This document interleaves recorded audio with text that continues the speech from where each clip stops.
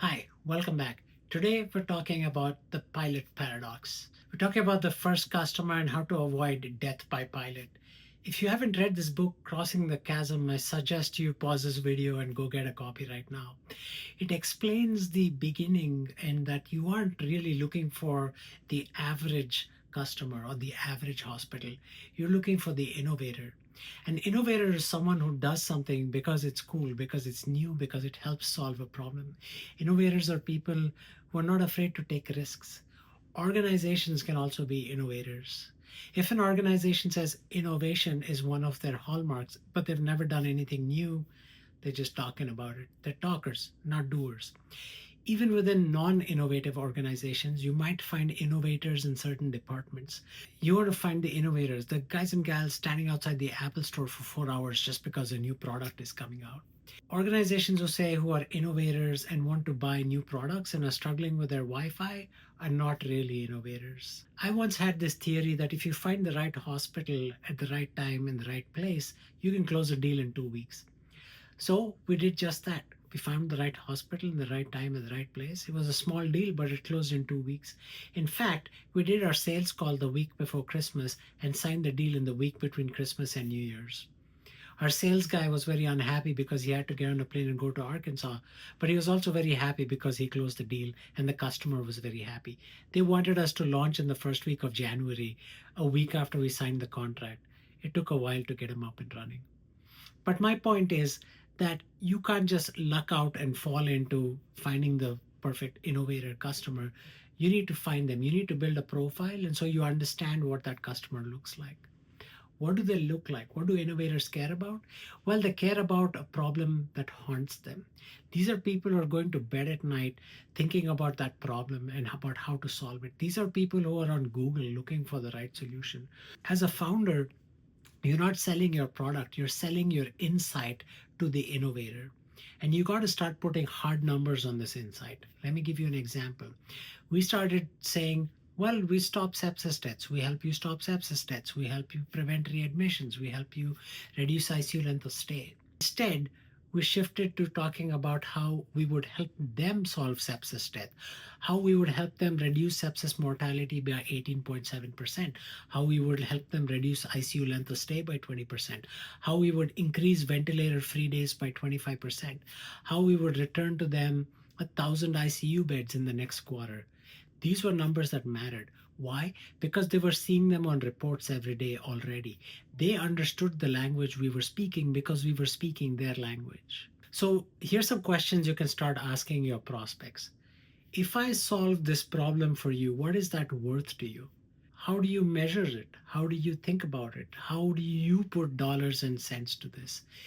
Ask him, what was the last time you bought a new product? What did that process look like? Who did you have to go talk to? You need to understand their process and don't be surprised if they don't know. Your job is to help them make that purchase. You need to survive Pilot Purgatory.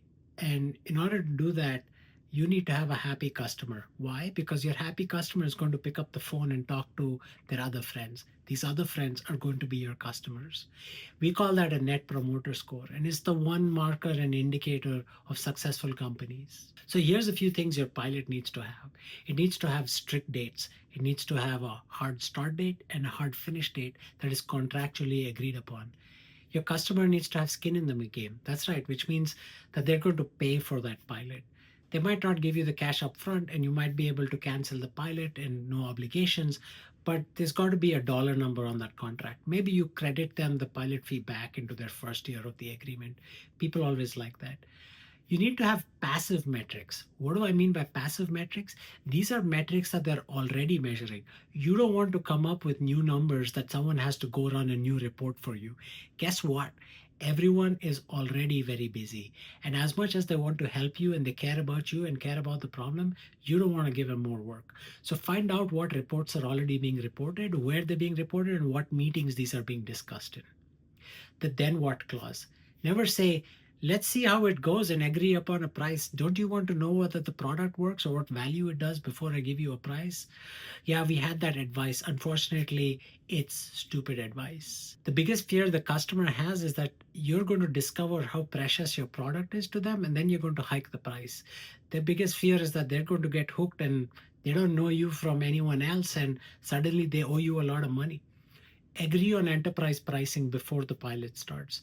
Agree to give them discounts for being first adopters. Agree to give them discounts for writing about you. Agree to give them discounts for willing to take your phone calls, but agree upon the price. Don't be a commodity salesman. You aren't a used car salesman. You are a clinical partner. At Luminaire, we worked with major health systems and ran pilots successfully because they trusted us and we trusted them. It took a while to build that trust, but ultimately you need the trust. We defined what success looks like on day one or day zero, actually, before the pilot even got going. We weren't just a vendor, we were a partner that was helping them solve an urgent problem. So here's your homework for this video. Identify metrics that your customer is already tracking. Find out who tracks these and find out where it gets reported and when it gets reported.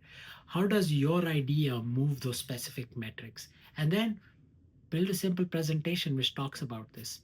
The next time, we're going to be talking about the perfect first sales call. I'm Dr. Sarma Velamuri, and let's go build something that actually helps people together. Thank you so much for tuning in. If you like this video, subscribe, like, and share so that others can be helped. And I know that you want more content like this. Thanks again for listening.